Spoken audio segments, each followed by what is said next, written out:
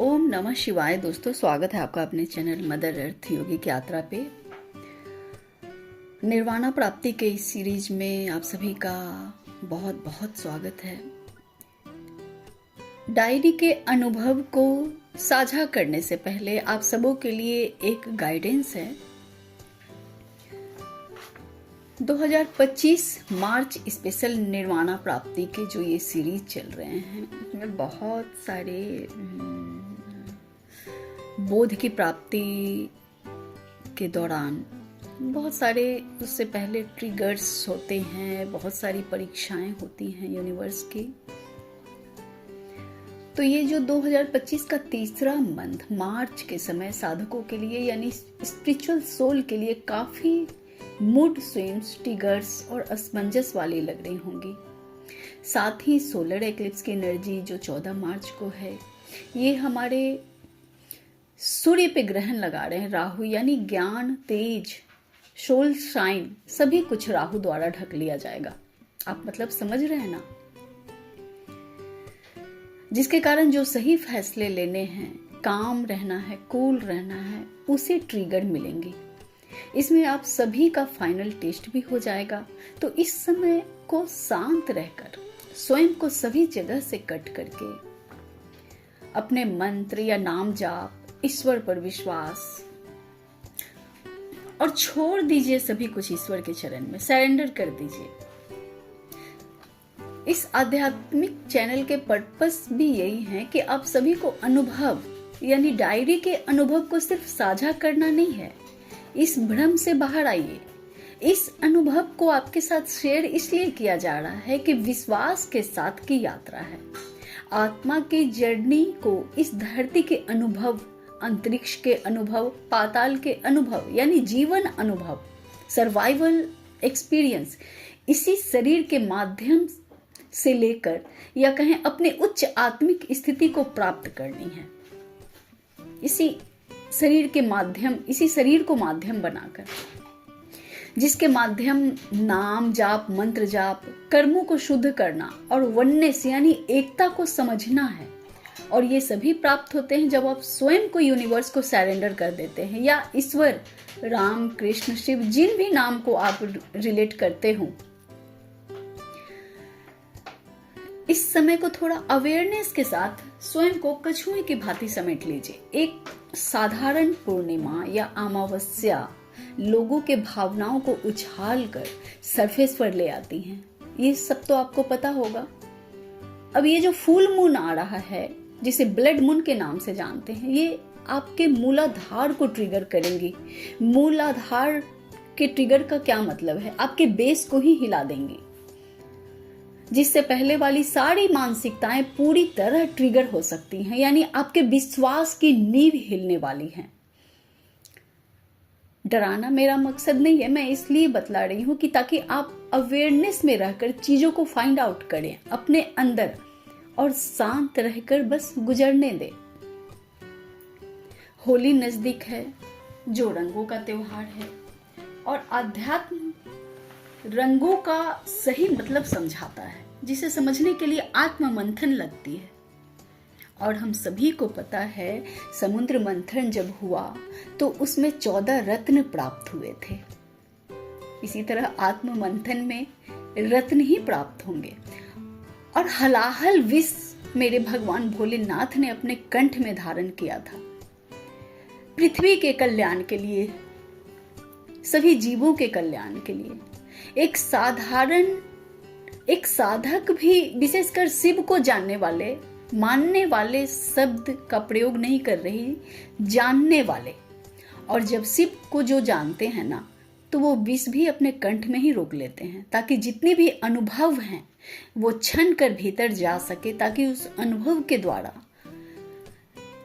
प्रत्येक फेंका गया पत्थर को भी फूल बनाकर स्वयं को कार्य में, जन कल्याण में लगाया जा सके, स्वयं के कार्य को साधने में लगाया जा सके, स्वयं को साधने में लगाया जा सके। तो ये थी कुछ मार्च में होने वाले इवेंट्स और अलर्टनेस। अब चलते हैं साधक की डायरी से, देखते हैं उन्होंने जिस जीवन रूपी संघर्ष में अनुभव के फूल खिलाए हैं वो क्या कहती हैं।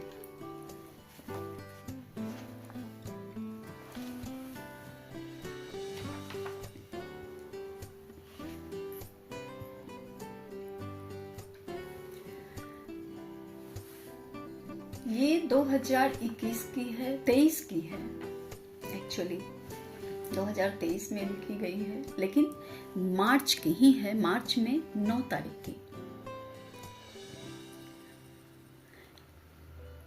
इस भौतिक शरीर में रहते हुए जन्मदिन पर एक बार फिर सृष्टि और श्रेष्ठा ने, गुरु ने अद्भुत उपहार से नवाज दिया।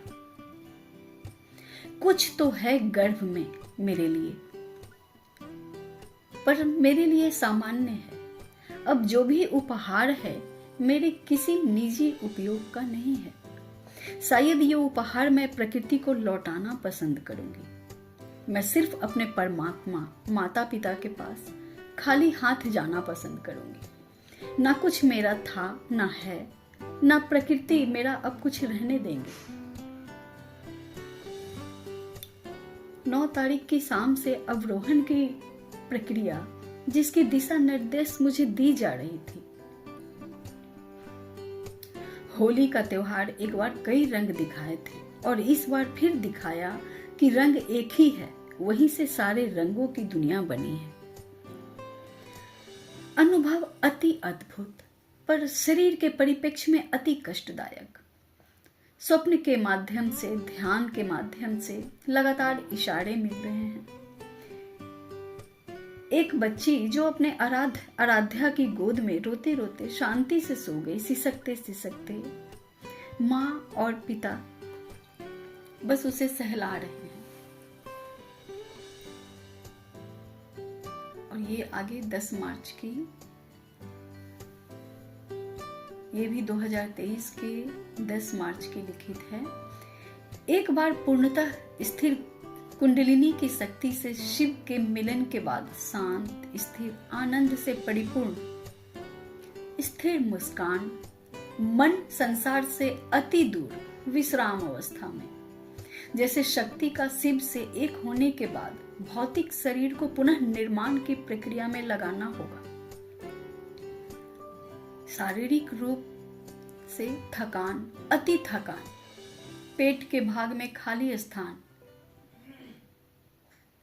वायु बनना, गर्मी, कभी ठंड, दोनों अधिक मात्रा में, भूख न लगना, पूरे शरीर में दर्द की पीड़ा, मस्तिष्क लगातार झंझनाहट, चुनचुनाहट, शरीर भौतिक धरा पर, पृथ्वी पर मन न आकाश में न धरती पर।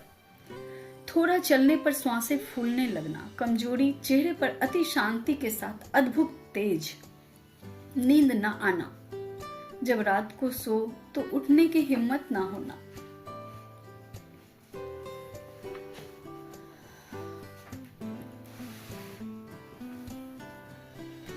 अब ये इन्होंने एक चित्र के माध्यम से उकेरा है पन्नों पे, जो आपको दिखाना चाहूंगी। ये यहाँ श्री अरविंद दर्शन का जिक्र है। ये पूरे बॉडी के जो लाइट बॉडी एक्टिवेशन होती हैं, ये उनके चित्र है। जो पूरे बदन में उन्हें जो एनर्जी फील हो रही थी और दर्शन हो रहे थे, सहस्त्रसार में और आज्ञा में, ये दोनों एक्टिव थे। दो विपरीत ऊर्जा के मिलन का दिन मार्च 7, 8, 9, 3 दिनों तक शिव का नटराज नृत्य के बाद, दोनों के मिलन के बाद संयुक्त रूप से संसार में उतर आते हैं। ये उनके अपने अनुभव थे।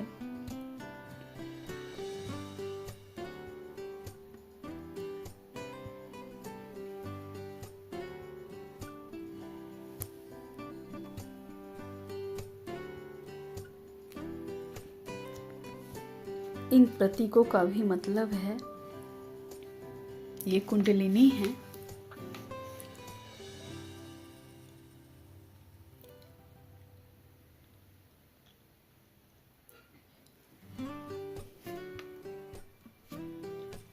और ये यहाँ पे जो लिखा हुआ इलेक्ट्रॉन, प्रोटॉन, और ये बीच से जो धारा गई है न्यूट्रॉन, यानी यही शिव हैं। ये इलेक्ट्रॉन ईरा पिंगला और सुषुम्ना के माध्यम से जो उन्हें सहस्त्रसार में थर्ड आई पे और सहस्त्रसार में जो अरविंद दर्शन हुए उनके।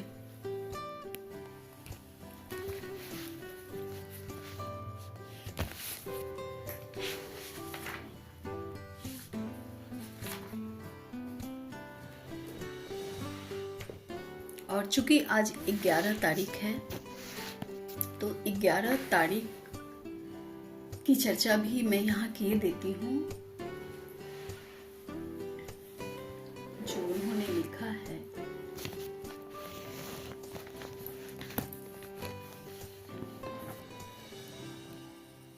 यहाँ 11/3/23 की शनिवार का दिन था और उन्होंने इसे हेडिंग दिया है 3 भागों में जीवन यात्रा, निचोड़, जो उन्हें समझ में आया। अब इसे मैं पढ़ती हूँ। माफ कीजिएगा दोस्तों अगर डिस्टर्बेंस हो आप लोगों को तो।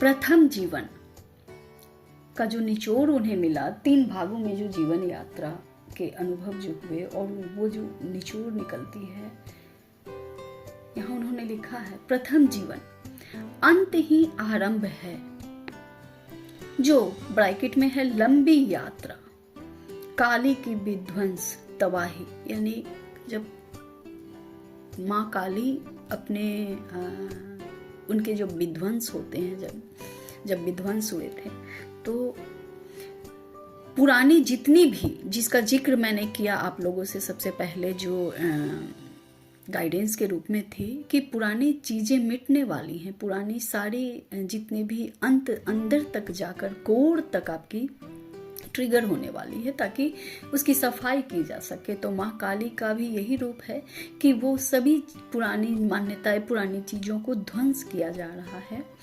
तो ये उनके अनुभव हैं प्रथम। दूसरा है मिलन ही सृजन का बीज है। जब ये कोर से सफाई हो जाती है, जब सारा तांडव हो जाता है, तब जो मिलन है शिव और शक्ति का, यानी जब आप वननेस में आते हो, जब आपका हृदय चक्र खुलता है तो वहीं से मिलन होता है। और जब मिलन होता है, जब हृदय चक्र खुल जाते हैं और जब थर्ड आई ट्रिगर होती है, थर्ड आई तक चले जाते हैं, तब मिलन ही सृजन का बीज है। तो वहां से बीज पड़ने हृदय में स्टार्ट हो जाते हैं। और तीसरा जो है वो है सृजन ही विस्तार का मूल स्वरूप है।